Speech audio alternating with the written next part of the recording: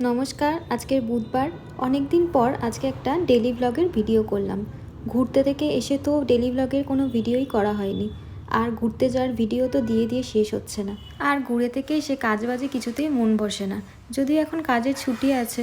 তাহলেও যাই হোক, আজকের আমি পাবদা মাছ রান্না করব। নুন হলুদ আর একটু সর্ষের তেল মাখিয়ে নিয়েছিলাম যাতে না ছেটে, আর সাইজটা অনেকটাই বড় ছিল।